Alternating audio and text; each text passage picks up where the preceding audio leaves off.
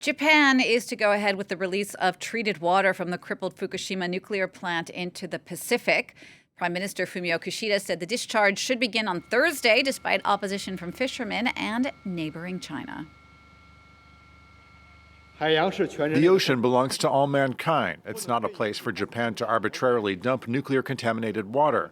China strongly urges Japan to correct its error, revoke its plan to discharge radioactive water into the sea, communicate with neighboring countries in good faith, handle the radioactive water responsibly, and accept strict international supervision.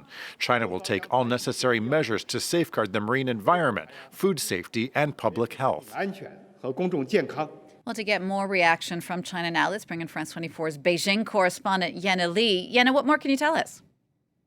Well, from the start of this controversy, Beijing had been staunchly opposed to Tokyo's plans, with Chinese officials calling it selfish and arrogant. Here, food imports from around 10 Japanese prefectures have been more or less banned since the original nuclear disaster back in 2011. And as Tokyo had been fine-tuning its plans, Beijing strengthened those import controls this summer with, for example, radiation testing on seafood imports. And the situation is similar in Hong Kong, as previously promised, Chief Executive Yena Lee slapped new controls on food imports just after Japanese Prime Minister Fumio Kishida made that announcement this Tuesday. And the SAR, much like the rest of China, had already tightened existing restrictions last month as well. That despite trade limitations between the two countries over the years, China had been Japan's biggest buyer of seafood from other Japanese prefectures. And it remains to see how this discharge will affect the seafood industry throughout the region.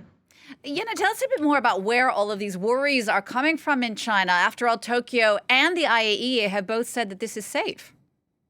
Well, we're talking about 1.3 million cubic meters of wastewater being released into the Pacific Ocean starting this Thursday and over the next few decades. The wastewater has been treated, but TEPCO, the plant operator, has failed to remove a radioactive substance called tritium, as there's no such technology to do so yet. Instead, they've diluted it to such low levels that the IAEA calls the impact negligible. Japanese officials also point to other nuclear power countries such as France releasing far more quantities of this nuclear waste every year. But for some people, negligible risk just doesn't mean no risk. When we're talking about nuclear waste, of course, there's always quite a bit of fear. And needless to say that the historically rocky relations between Japan and its neighbors certainly doesn't help in these situations, nor does TEPCO's less than stellar reputation. This has, though, been a long time coming, a plan that has been years in the making, and the plant operator has also been running out of space and of options. But the fact of the matter is Tokyo has